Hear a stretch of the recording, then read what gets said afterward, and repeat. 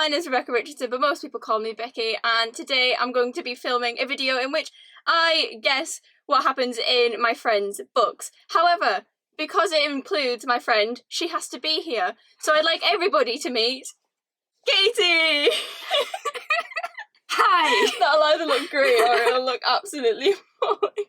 The idea of this video is that we have 3 of my favourite books and 3 of Katie's favourite books, and we're basically going to try and explain each other's pile of books, because we talk about books a lot to each other. Yeah. But the thing is, we haven't actually read the same books.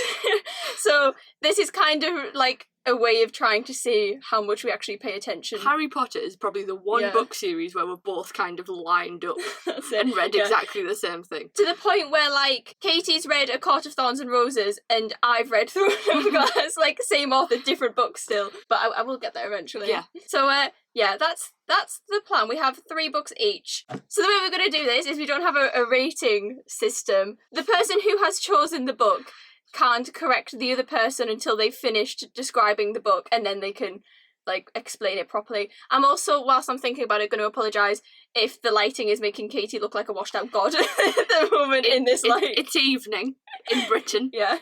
There's quite low sun, so usually there's a lack of sun.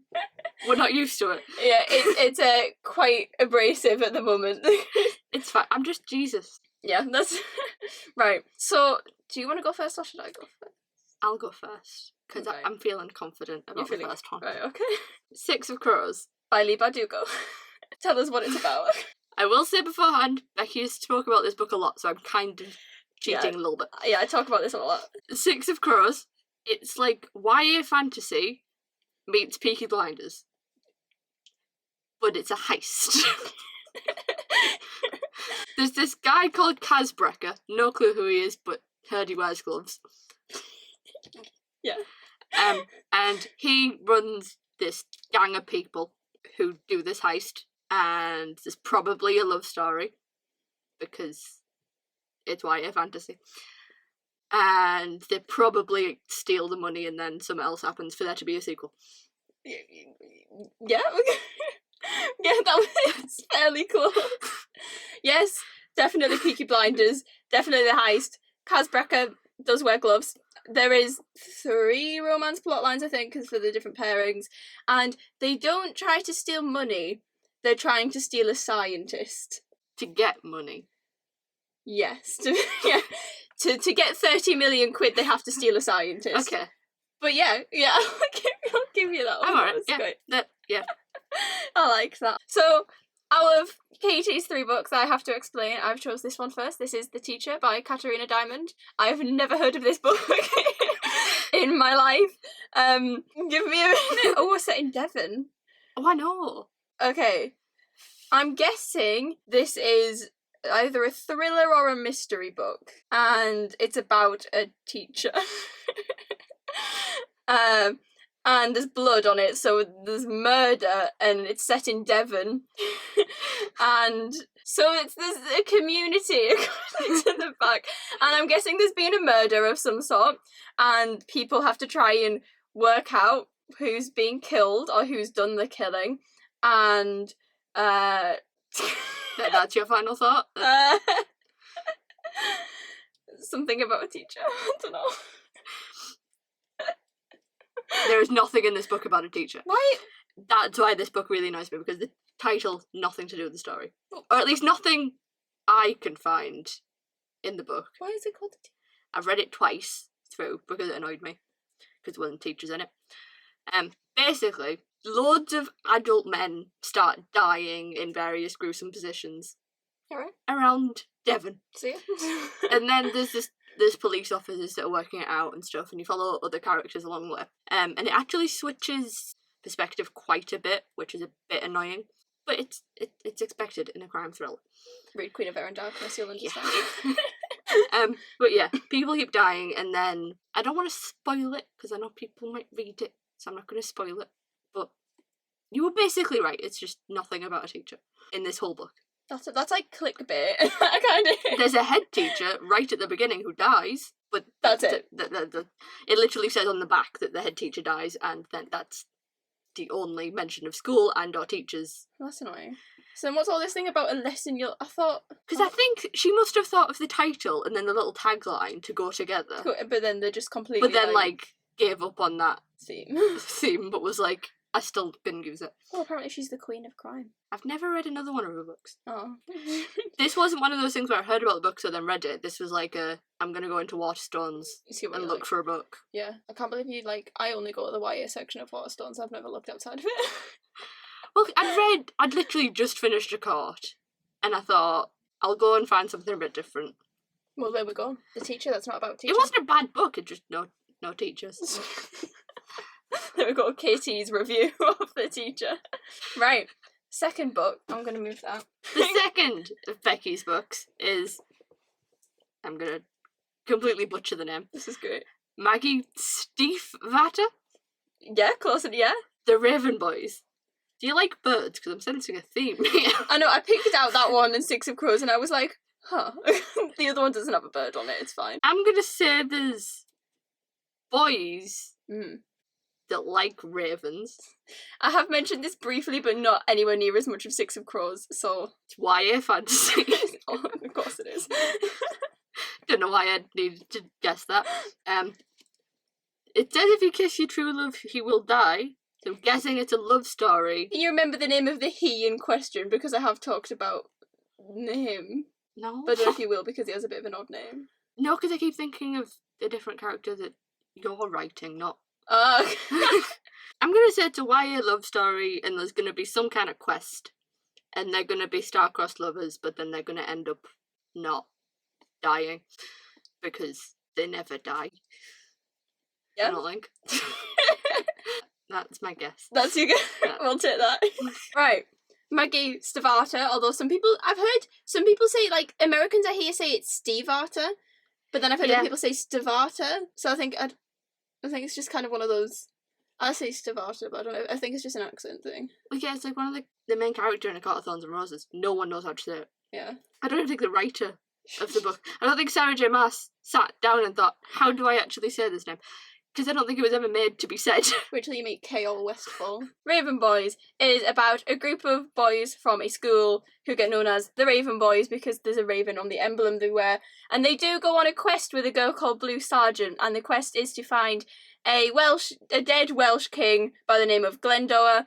And yeah, it's not star-crossed lovers, it's more a case of she's told by her psychic parent that if she kisses her true love, he'll die. So she won't kiss anybody in case they die. And I'm not going to say whether or not the lad in question does actually die, because it's a bit of a... No, but Either way, it's a spoiler. She doesn't kiss anyone? No, nobody, other than a ghost. She kisses a ghost at one point, and then she does eventually kiss someone, and yeah, I can't really spoil anyone, say any more than that. No, but if I was her, can you not just kiss anyone? No, because she's... You're not my true love, and I know that definitely, because I don't like it, and then just... Yeah, I think the thing is that she's concerned that they could be, which is why she kisses the ghost, because he's already dead. But then she can't kiss anyone else. What if it worked the other way? She kisses ghosts and it comes back alive. That would have been great. People who read this would know how great that would be. That would have been great. But yeah. And the lad I was talking about was Richard Gansey, the one who I was talking about the tattoo of. Yeah. My lad. Right, I think I've got a shot at this one. I'd look at the front cover quite a bit. This is All That She Can See by Carrie Hope Fletcher. You talk a lot about Carrie Hope Fletcher books. Side note, just before she starts, Carrie Hope Fletcher is my idol. There we go. If she ever sees this, Carrie, if you're watching, I've loved her since I was about 13, and I'm gonna continue to love her until she or I die. There we go. This has one of those annoying dust jackets that just but it's so pretty. Falls off the book. Right. I think this is the one I've heard you talk a lot about when you were reading this. Yes. If I'm correct, because I could be completely wrong, this book is about a woman, and she can change people's emotions, but not like Jasper from Twilight, but more I think only happy emotions. And people who can do this, everybody, they have mood monsters. I'm trying to remember. And she owns a bakery, and there's pies and things on the cover, that's how I know. But she owns a bakery, and in this bakery, she puts emotions in the food or something, and to make people happy, and then she meets a guy who does the same with sad emotions. And then I think there's something, I could be completely wrong, but I think there's something to do with like the government experimenting on these people or something, on these like mood monster things or something, and then they have to go on a quest, and yeah. That's my guess. That's yeah. Okay. First of all, mood monsters are a thing in this book. So I got that right, yeah? You got it mostly right, to be honest. Yeah. You just badly explained it. But I got the key elements. So, there's the main character, who is a lovely girl, only wears pyjamas ever. Great. Because she doesn't agree with the fact that we should have to be uncomfortable to live. Understandable. Since she was small, she can see other people's bad emotions, but they're depending on their size, is depending on how, like, if you're really, really sad, you have a massive sadness monster. They have certain names in the books, but I currently can't remember it, so we're going to say that I'm not spoiling it, and that's why I'm not saying the names. Yeah. But she can see all these monsters, and she meets a little boy that can do the same thing. He then gets dragged away by the government when she's a small child, and then when she grows up, she learns to bake and learns that certain flavours emulate certain happy feelings. So if someone's got low confidence, she can then boost their confidence with, like, confidence cupcakes. Oh, fun. And she started just handing them around the town, and then she actually made a company from it. So she just goes to different villages and towns and seaside places, sets up her bakery for a few months, heals everyone, and then leaves. But she gets to this one village, and she meets this guy who can do the opposite. He can see all the happy emotions, but because of that, he's then depressed, because he's seeing everyone be like, Happy. yeah. Yeah. And he's like, well, I can't have that, so. And then the government get involved. So I got, yeah. And they're offering to these people to take away the monsters. So a person's monster technically isn't real. No one else can see it other than the people that can see it. And then they're going to split the monsters and make these monsters actually live and actually real. Uh-huh. So that they can then, I don't know, use them for warfare. What do governments do? And then they have to go and save the day, and they have to meet this kid that got dragged away at the end. So I was pretty much there. Yeah. I'm gonna give myself that one. Great. Right, last one for, we've got like one book left each. This is Katie's last. I'm gonna say the title. I don't know if this is actually a title, but it's Clockwork Angel. Yes, I thought you were gonna say Cassandra Clare. Yeah, it's Cassandra Clare. No, but it is Cassandra Clare, like, actually, with notes. Yeah, that's from a coursework for English. ASMR. No. Becky talks about this a lot, because Cassandra Clare is like her Carrie Fletcher for me. I'm gonna say I know quite a bit about it, but we talk about so many books that I get confused when I haven't read them. I'll give you a hint. This is the one with Jem Costers. The one set in the 18th century, not the 19th century. Looks like one of the centuries that isn't now. Yeah. Unless he pulls out an MP3 player. So, I actually have this book at home because Becky got me it for Christmas. I haven't read it yet because I have a reading list longer than both my arms. But it's part of the Shadowhunters Chronicles. Yes. Which is what her tattoo is from, I think. She got a tattoo. That one, if it's in the camera, I don't know if it is. And they have a TV show of it. Not this one. Not that one. Not that one either. Not that one. Different one. I know one of the people in the TV show is called Clary. Yeah, we don't talk about Clary on this channel. Jace, maybe. Don't talk about him. Okay. No. I think he's called Will. He is. I'm not supposed to be putting it in. I'm gonna stop. I'll be quiet. And there's cool art that links up to other art on the other spines, which I always like in a book. I don't actually know what it's about. You can at all. So there's demon hunters, because all these magical, again, it's YA fantasy, so there's all these magical things walking around London, and there's demon hunters, and I'm assuming she then becomes one? Or she, like, helps, or she doesn't like them? I can't even say because it's a book spoiler. I'm gonna, don't take this as a spoiler, because it's probably not true. Kate hasn't read this. I don't know. She possibly becomes one, or she fights against them because they turn out to be the bad guys, and then Malik come into it somewhere. Sure. There's gays somewhere, but Lord knows where. Me rereading every one of these books. What about Jem? Do you remember anything about Jem? I'll talk about him. I know that also. he's your favourite. Yeah. And he likes the violin. Yes. And you have a friend that has the same name as him. Yeah, there we go. Yeah. So, Coco Angel follows Tessa Gray, who believes herself to be human when she goes to London to visit her brother. However, she never actually finds her brother. She ends up being kidnapped by these warlocks who, torture her for a while, and they teach her how to change shape, how to shapeshift into other people. She then meets the Shadow Hunters, specifically Will, that lad, who saves her from these bad people, and the rest of the story follows her, Will, and my boy Jem as they try to find out what happened to Tessa's brother, and there's some robot things that happen in between. So are Jem and Will the two that are bromance in it? Yeah, they're the bromance of the century. And Malik aren't in it. Magnus is in it. Alec was minus 100 years old. He was born in 1980 something, I think. Okay, half of Malik. Magnus was there. Was a gay in this book. LGBT people. Exactly. But yeah, I'm glad you knew Will was on the front cover. I wasn't expecting that. What is that dent? I don't know. She doesn't take care of her books. Look, she's got a booktube channel. Didn't take care of. No, it's because my mum read it. It's not me. It's not me. Right, I've only got one left. You've got one left. I'm done. You're done. That's it. You're done now. I got 2 out of 3. I think you did. I'm going to say 2 out of 3. I think you did. I think you did okay. And you got the quest in the Raven Boys as well. I think you did alright there. Yeah. There's always a quest. It's why I fantasy. I feel like this is the one that I'm confident about. This is why I left this till last, because Katie talks about this book a lot, and I press questions about this book a lot. And that is A Court of Thorns and Roses by Sarah J. Maas. Here we go, lads. So, A Court of Thorns and Roses is about a girl called either Faye Fair or Feyre. And Faye Fair Feyre goes out into the woods one day and she kills a wolf because she's a hunter and she hunts for her family, and she kills a wolf or a bear or something, and she takes it home for them to eat. But then it turns out that this wolf or bear was actually a fairy, and then the fairy's friend Tamlin shows up and is like, hey, you've got to come with me, Faye Fair Fairer, because you killed my friend. So she goes to live with him, and then they fall in love, and there's a ginger guy there whose name I don't remember. And then there's something about him turning into a sex beast. And yeah.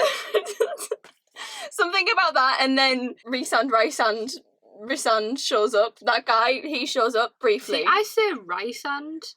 But then when it's shortened to Rice in the book, I'd rather call him Reese. Yeah. He shows up at some point. I don't know what he does, but he's there.